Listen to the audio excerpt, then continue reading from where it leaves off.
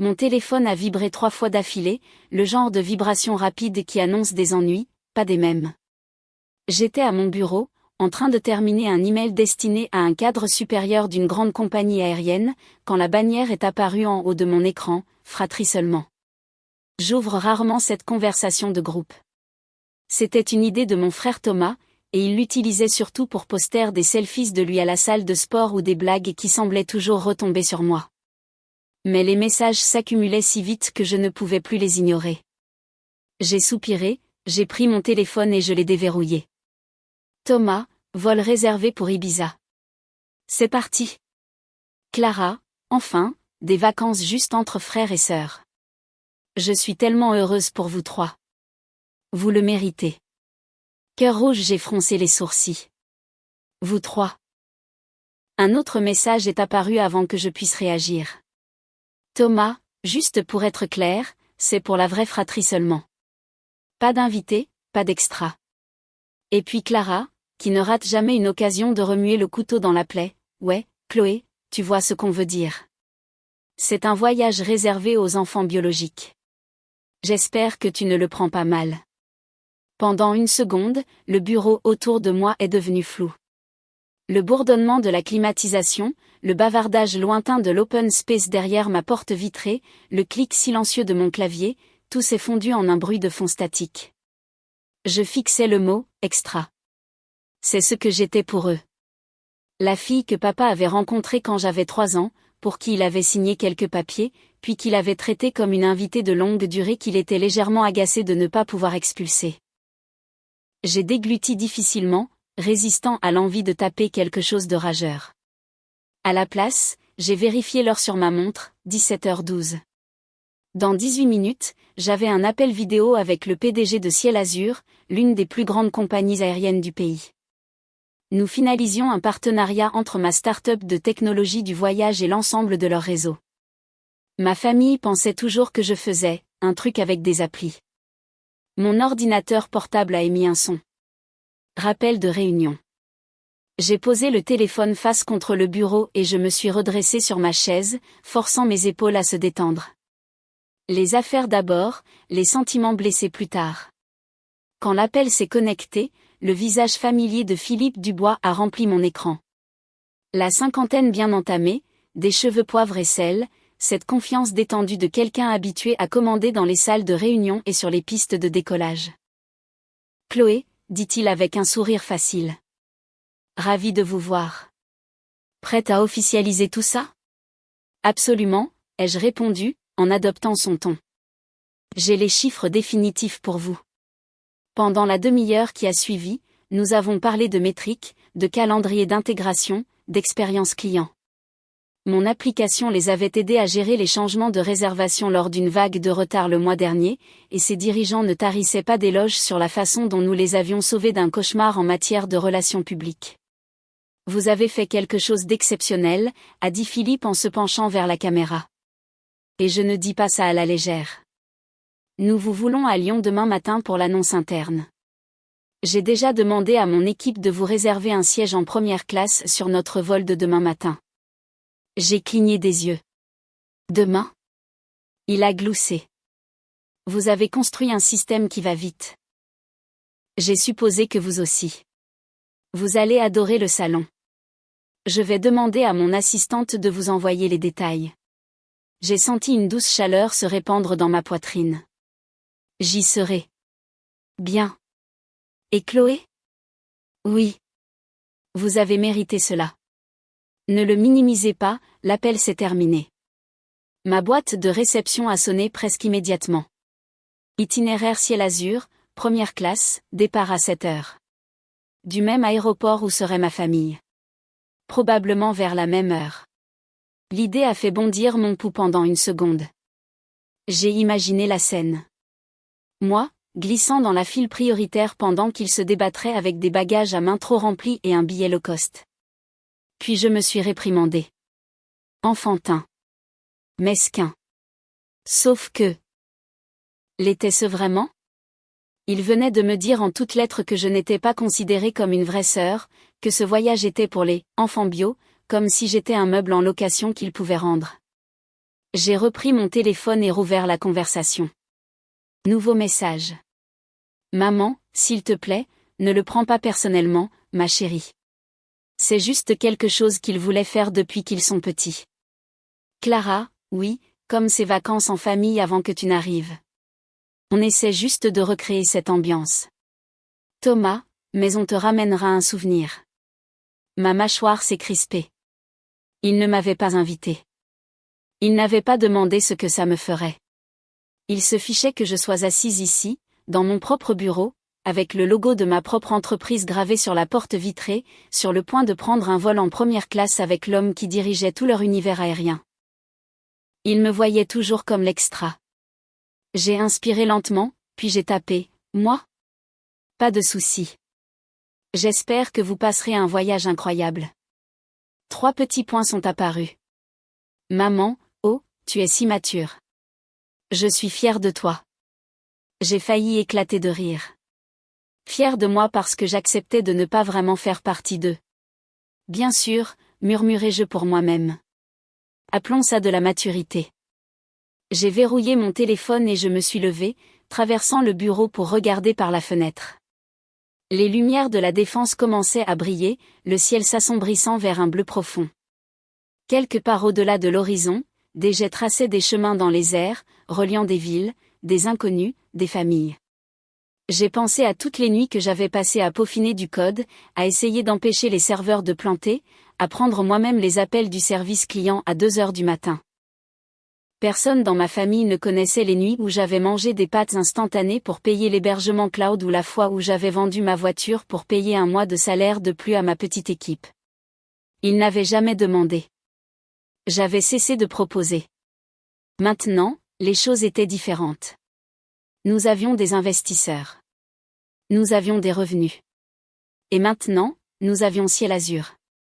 Je suis retourné à mon bureau et j'ai rouvert l'email de confirmation, lisant chaque ligne comme une promesse silencieuse. Cabine, première classe. Statut, invité VIP. Rencontre et accueil.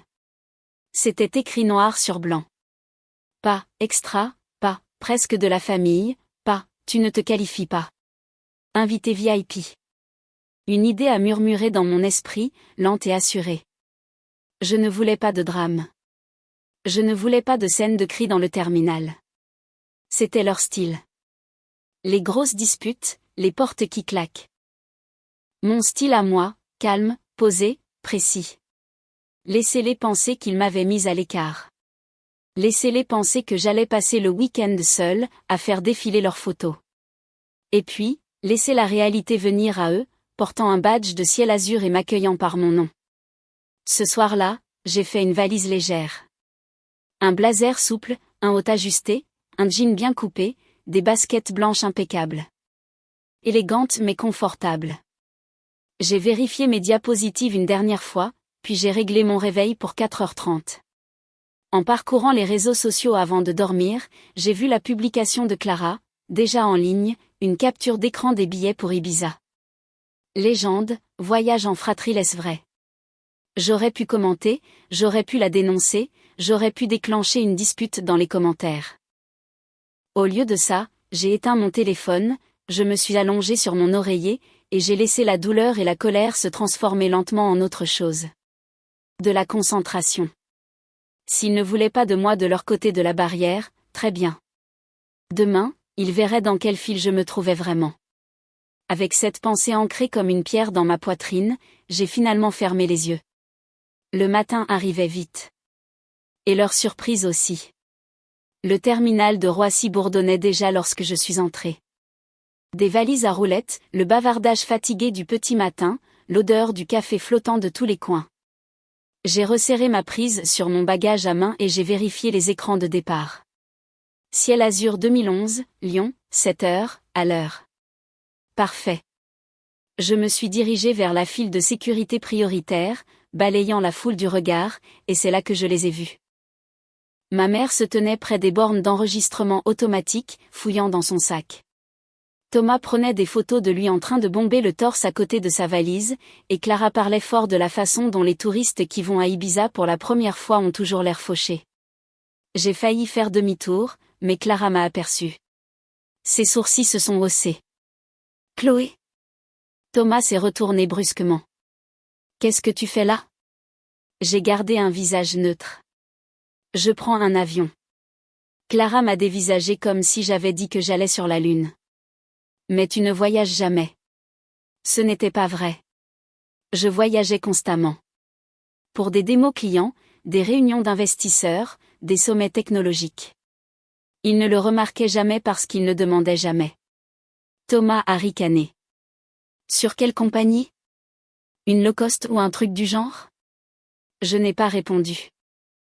Un agent de la sécurité a soulevé le cordon de la file prioritaire. Mademoiselle Chevalier, par ici s'il vous plaît. Ma famille s'est figée. Le sac de ma mère a failli lui glisser des mains. La file prioritaire? Comment ça se fait? J'ai fait un petit signe de tête poli et je suis passé devant eux, le cordon se refermant derrière moi. Leur visage stupéfait était gravé dans mon esprit alors que je posais mon sac sur le tapis roulant. Juste avant de passer le scanner, j'ai jeté un regard en arrière. Ils étaient regroupés, chuchotant furieusement. Bien. Laissez-les s'interroger. Une fois la sécurité passée, je me suis dirigé vers les portes d'embarquement et mon téléphone a presque aussitôt vibré. Philippe Dubois. Bonjour, Chloé. J'arrive vers vous. Nous avons un problème avec l'un de nos vols pour Ibiza. Retrouvez-moi près de la porte 14. La porte 14. Le vol de ma famille. J'ai expiré lentement. Cette journée s'annonçait intéressante. Quand je suis arrivé à la porte, des dizaines de passagers frustrés étaient amassés autour des écrans. Une inscription rouge vif clignotait sur le tableau, Ciel Azur 118, Ibiza, annulé. Des gens ont eu un hoquet de surprise, certains ont grogné. Quelques-uns ont commencé à se disputer avec la pauvre agente d'escale qui semblait à une excuse près de s'effondrer. Mais le bruit s'est calmé lorsqu'un petit groupe d'employés de la compagnie est sorti d'une porte latérale, suivi par lui. Philippe Dubois. Grand, cheveux poivre et sel, costume bleu marine impeccable, l'assurance de quelqu'un qui a bâti un empire sur des pistes et de l'acier. Les gens l'ont reconnu instantanément. Des murmures ont parcouru la foule. Philippe a balayé l'attroupement du regard. Puis son visage s'est éclairé. Vous êtes là, a-t-il lancé. Chloé. Les têtes se sont tournées, les yeux se sont écarquillés. Ma famille, qui était en pleine plainte au comptoir, s'est retournée si vite que c'en était presque comique. La bouche de Thomas s'est littéralement décrochée. Clara s'est figée, sa carte d'embarquement à moitié levée. Les sourcils de ma mère ont presque disparu dans sa chevelure. Philippe s'est dirigé droit vers moi, me tendant la main chaleureusement. Désolé de vous mêler à ce chaos, dit-il. Nous allons gérer la situation d'Ibiza sous peu, mais d'abord, bienvenue officiellement dans la famille Ciel Azur. Quelques passagers ont halté. Quelqu'un a chuchoté, c'est une directrice ou quelque chose comme ça? J'ai entendu Clara murmurer sèchement, qu'est-ce qui se passe en ce moment? Philippe a continué. Le travail que vous avez fait pour nous le mois dernier. Exceptionnel. Mon équipe en parle encore. Je suis ravi que vous voliez avec nous aujourd'hui. Chaque mot tombait comme une pierre dans le silence. Ma mère clignait des yeux à plusieurs reprises.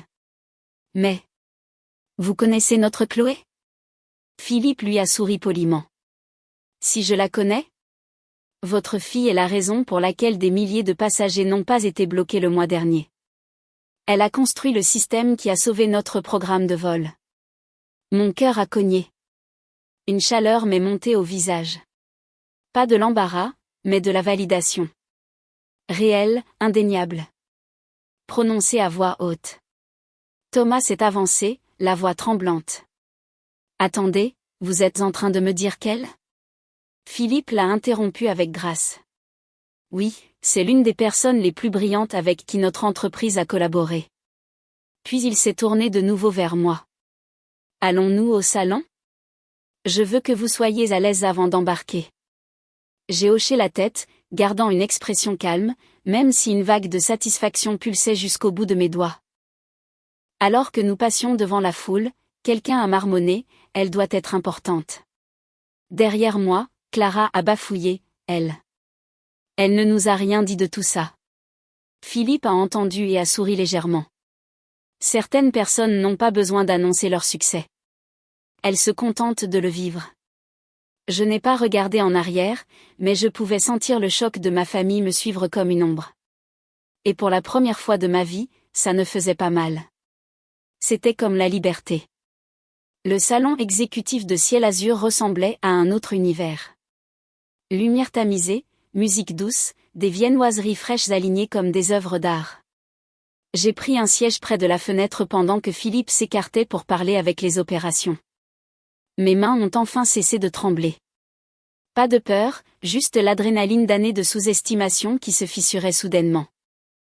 J'ai siroté le café qu'une hôtesse m'a apporté et j'ai essayé de ne pas rejouer les visages stupéfaits de ma famille, mais honnêtement, c'était impossible.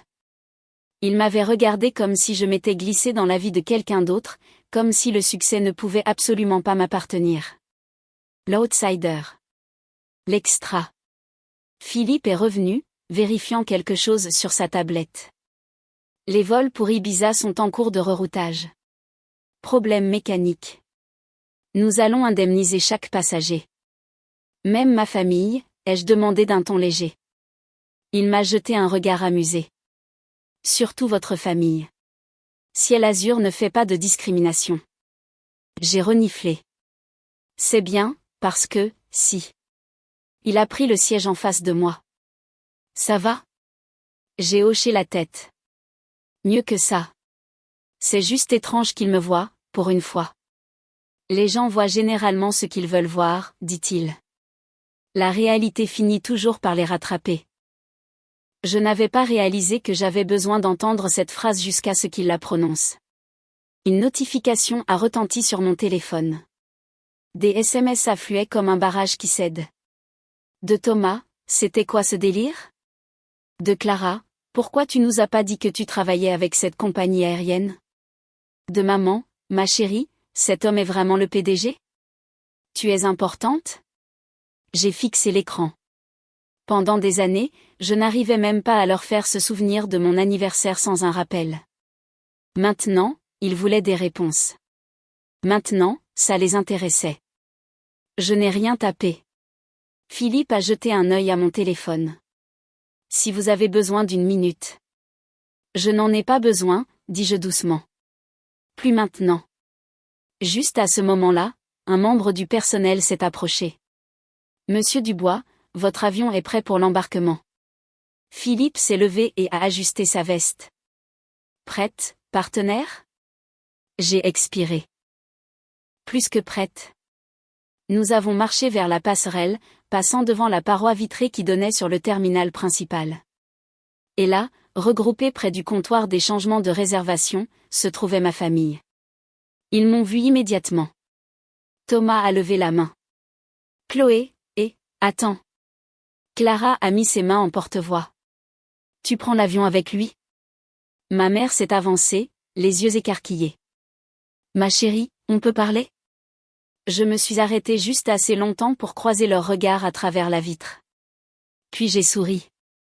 Un sourire calme, assuré, libre. Je vous appelle après ma réunion, ai-je articulé, sans arrogance, sans froideur, juste honnêtement. Parce que j'avais enfin compris que je n'avais pas besoin de leur approbation. Ils avaient besoin de la vérité, et ils l'obtenaient enfin, petit à petit. Philippe a continué à marcher, et je l'ai suivi dans la passerelle, sentant le poids de leur choc s'estomper derrière moi. Pour la première fois de ma vie, je n'étais pas celle qu'on laissait derrière. Je n'étais pas l'outsider, la pensée après coup, l'extra. J'étais celle qui avançait. Le doux bourdonnement de la passerelle ressemblait à la fin d'un chapitre et à l'ouverture d'un autre. Lorsque nous sommes montés à bord de l'avion, une hôtesse de l'air s'est immédiatement redressée. Bonjour, monsieur Dubois, et bienvenue à bord, mademoiselle Chevalier. Elle a prononcé mon nom avec assurance, comme s'il avait sa place en première classe, comme si j'avais ma place ici. Philippe a désigné les sièges du premier rang. Installez-vous. Nous avons un vol calme devant nous. J'ai placé mon sac dans le compartiment supérieur et je me suis assise, laissant le siège confortable accueillir une version de moi que ma famille n'avait jamais pris la peine de voir. Une version que j'avais construite toute seule. Alors que le reste des passagers embarquaient, j'ai regardé par le hublot. Le terminal était encore visible. Et ils étaient là. Ma famille, debout, regroupée près du comptoir, les visages tendus de confusion, de frustration, et de quelque chose d'autre que je n'avais jamais vu diriger vers moi auparavant. Le choc mêlé de respect. Mais il n'y avait pas de colère en moi, pas d'amertume, juste de la clarté. Un instant plus tard, mon téléphone a de nouveau vibré. J'ai hésité, puis j'ai regardé. De maman, je ne savais pas que tu faisais tout ça. Pourquoi tu ne nous l'as pas dit? De Clara, je me sens tellement mal. Sérieusement, on n'aurait pas dû t'exclure. De Thomas, écoute, j'ai été un con. Je suis désolée. On peut tout recommencer? J'ai fixé les messages, sentant une douce douleur. Pas à cause des excuses, mais à cause du nombre d'années qu'il avait fallu pour en arriver là, du temps que j'avais attendu pour qu'il me voie comme autre chose qu'un membre de seconde zone. Le signal de la ceinture de sécurité a retenti. Les portes de l'avion se sont fermées. Nous avons commencé à reculer de la porte. J'ai tapé lentement, choisissant chaque mot avec soin. Je ne suis pas en colère, mais j'avais besoin de ce moment pour moi. On pourra parler à mon retour. Et oui, on peut recommencer. 3 séries de petits points sont apparus. Pour la première fois, ils ne m'ont pas inondé d'excuses. Juste, on t'aime. Je n'ai pas répondu immédiatement, mais le message s'est installé doucement en moi, comme une vérité attendue depuis longtemps et enfin murmurée à voix haute. Alors que l'avion s'élevait dans le ciel, Philippe a regardé par-dessus l'allée. Vous avez géré ça avec beaucoup plus de grâce que la plupart des gens ne l'auraient fait. J'ai esquissé un petit sourire. J'ai passé des années à essayer de gagner une place auprès d'eux. Il s'avère que j'en avais une ailleurs depuis tout ce temps. Il a hoché la tête. Le succès a une façon de révéler qui sont les gens. Et qui vous êtes. Des nuages passaient devant le hublot, brillant dans la lumière du petit matin. Je me suis penchée en arrière, laissant ma poitrine enfin se détendre. Ils avaient essayé de me laisser derrière. La vie, à la place, m'avait propulsée en avant. Quand nous avons atterri à Lyon, je suis descendue de l'avion avec quelque chose que je n'avais pas ressenti depuis longtemps. La paix.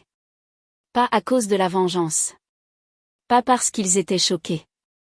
Mais parce que je voyais enfin ma propre valeur sans avoir besoin de leur permission. Et plus tard ce soir-là, quand ma famille m'a appelée en FaceTime, souriante, s'excusant, posant des questions sur mon entreprise, j'ai réalisé quelque chose d'important. Ils se manifestaient enfin. Mais cette fois, moi aussi. La fin n'était pas bruyante ou dramatique. Elle était simple, chaleureuse et réelle. Un nouveau départ, un meilleur.